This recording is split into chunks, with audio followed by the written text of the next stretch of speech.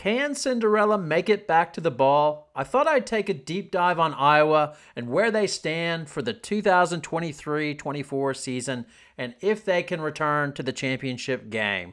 Now, a full confession. Before I started this video, I had a preconceived opinion that Iowa was a one and done, and this was probably related to a bit of childhood trauma of one of my teams growing up. But then I saw something that changed my mind. Before we start, I am really trying to grow this channel. If you enjoy the content, please consider subscribing as well. Your comments are always welcome, even your poison. I try to respond to everything, even the poison.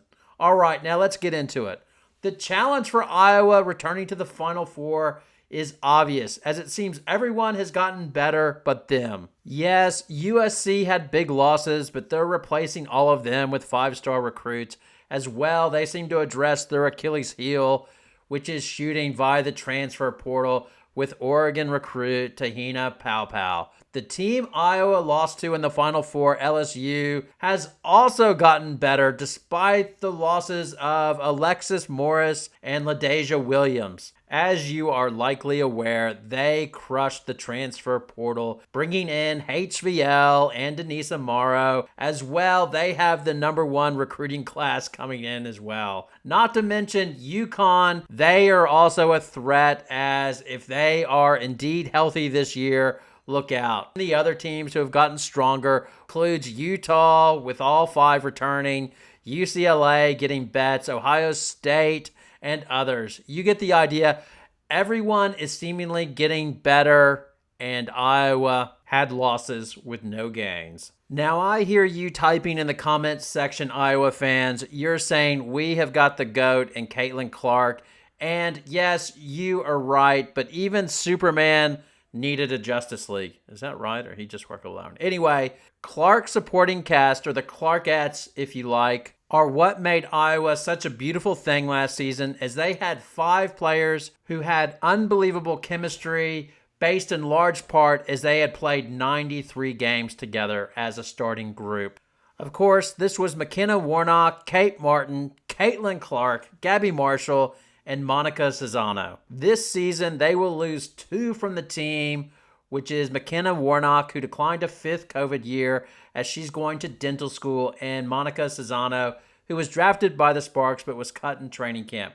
These 2 combined to start 222 games and score 3,690 points. It is not only the production that Iowa will miss, but it was that they were perfect complements to Caitlin Clark's game, as Cesano did not need the ball in her hands, and she had good hands. Clark could whip her a pass into the post, and she would finish. Or Cesano would go up high, and she would do a dance with Clark, which would usually involve getting the pass from Clark and then giving it back via dribble handoff, and then she would either slither for a bit of space and drill a three-pointer, or get switched on a pick, and she would take the big on a drive and score, or give the dish to her other bandmates, Marshall, Warnock, or Martin, who shot 37, 38, and 41% respectively from three-point range. It was perfect.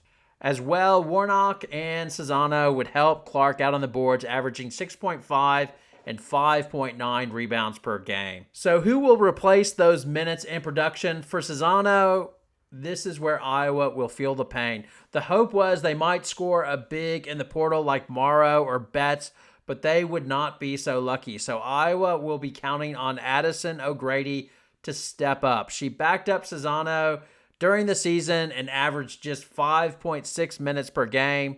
Now, I rewatched the Iowa-LSU game, and O'Grady held up well when Reese went at her, as her length caused her some trouble, but her kryptonite is space. LSU put her in pick and roll with Morris, and she was standing so far back, it allowed Morris to kill Iowa in the mid-range game. The replacement for Warnock is probably going to be 6'2", Hannah Stuelke, who came off the bench her freshman year and averaged 13 minutes per game and was productive, scoring 6 points and just under 4 rebounds per game.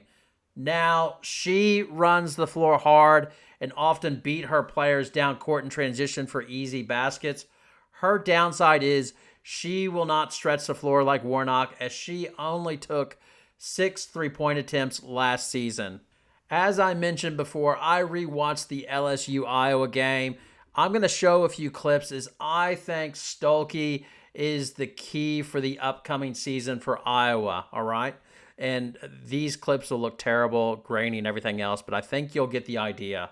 First, when I rewatched the game, the thing that stuck out is Iowa had no answer for Reese. She crushed them early on in the first quarter as she was bringing the ball up and distributing well from the high post, or she would drive and Warnock and Martin could not contain her. Watch Poole here basically get an open three-pointer as they don't even go out to her in the corner as they are so worried about Reese in the post as well. In the second half, Reese dug in and killed Iowa on the boards, all except for one player, which was Hannah Stuelke. With 5:05 left in the third quarter, Warnock gave up an offensive rebound to Reese and picked up her fourth foul. Hannah Stuelke enters the game. Now, I want you to watch some of what she does here. She hustles back on defense and swats Reese's shot. Look how Reese looks annoyed with her. That's a good thing. You like it when players are annoyed. You don't like it when players are happy that somebody's defending you. Now look at her playing hard on the inbound here as well, and then blocking Reese out on these two makes. Now they made them, but she's still digging in. Then I want you to take a look at this. Look at the block out at the 3:34 mark. Now remember this as they start to get killed on the boards when she leaves. As well here, right before Stuelke gets taken out, she has one-on-one defense on Reese and does a really good job. She was the only person that could stay in front of her. But after that block, Lisa Bluter decides to go small. Molly Davis comes in for Stuelke at the 3-minute mark of the third quarter, which moved Kate Martin on Reese. Oh no, this is not going to work as Reese gets an offensive rebound off her at the 1:43 mark for an easy putback. And then Reese posts up Martin as she's fronting her at the 1:05 mark in the third quarter. This results in Cesano having to help and picking up her fourth foul. And then Clark gets the technical for throwing the ball away, and it was all downhill from there. In the fourth quarter, it didn't get any better as Morris, like I said before, killed them with her mid-range game. And to be fair to O'Grady, like she picked on O'Grady a few times with the pick and roll, but she was killing everybody in the pick and roll in the mid-range game.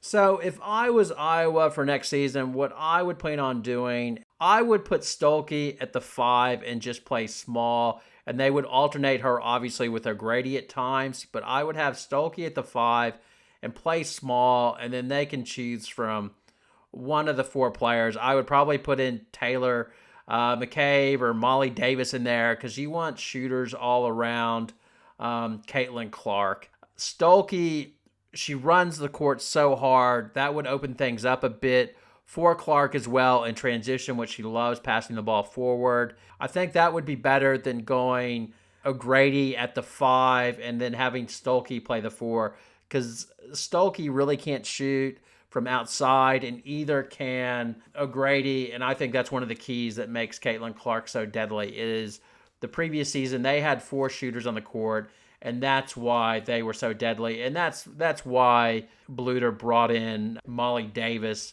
You know, she had to do something, so it's easy for me to pick from the cheap seats and say, you went small, and that was a big mistake, but you're down. You have to try something to get back into the game, so I don't think you can fault her too much for that. I do expect Caitlin Clark to put up monster numbers next year. Maybe she could average a triple-double because there'll be more rebounds to get, seeing that Cesano and Warnock aren't there. So I could see her potentially averaging a triple-double. Probably unlikely, but I could see it happening. And they have a chance to make it back. If they get on a run and she shoots well, the NCAA with their, the one-game scenario, anything can happen, and that's what they're hoping on.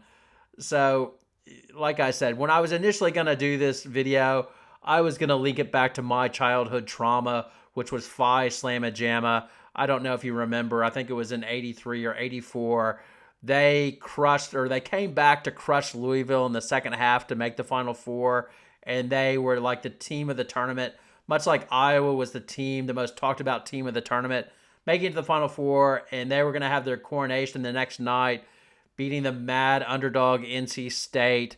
And what do you know? Oh, God, Guy V. Lewis slows down in the fourth quarter. We can't hit our free throws. And then Lorenzo Charles, and just, again, childhood trauma. I can remember it in my mind. It's awful.